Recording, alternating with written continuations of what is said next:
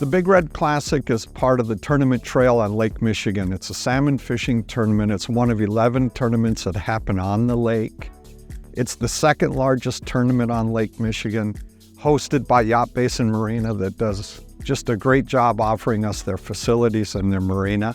The Big Red Classic is headed up by the Big Red Foundation. The Big Red Foundation was formed in 2009, and it was formed to improve the fishery in Holland, improve the fishery in Lake Michigan, and give back to the community. Save the Tatas is a day of fishing for women, and we bring young ladies out to give them the experience of fishing in Lake Michigan. We also raise money for the Breast Care Fund. So the Big Red Classic has been around for many years. It started as the Big Dutchman Classic in '91. I was 4 years old, have been around since the beginning of the tournament. Started helping sell ice as a young guy, and have watched it evolve over the years, and it's been a lot of fun. Even though we don't fish, this is a important tournament for the area. We're proud of our facility here and love hosting this. Part of my role at the hospital in leading the organization is to make sure we're living out our mission. And our mission is to improve the health of the community we serve. And one of the ways we do that is by improving access to care for folks.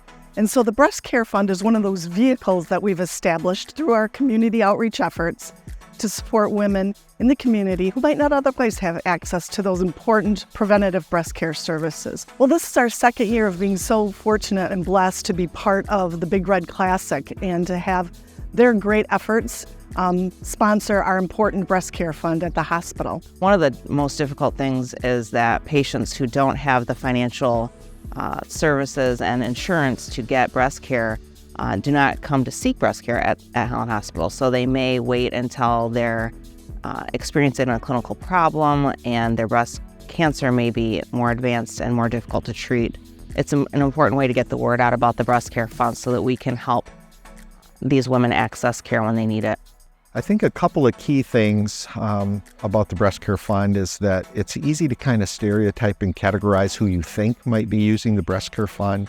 But in reality, these are your neighbors. They're people you interact with in the community.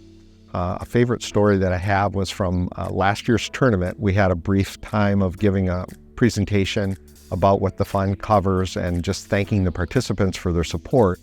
And afterwards, someone came up and said, I just got to thank you so much for having the Breast Care Fund because a few years ago I had been laid off and I was uninsured.